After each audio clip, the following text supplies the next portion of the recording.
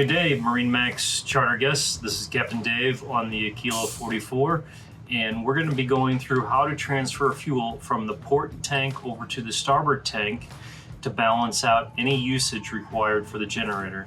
So in the cabin, you're going to have a power switch to turn on fuel transfer pump. Located here in the port compartment, you're going to have a fuel transfer pump that has an on-off switch, and then we're going to have a fuel valve.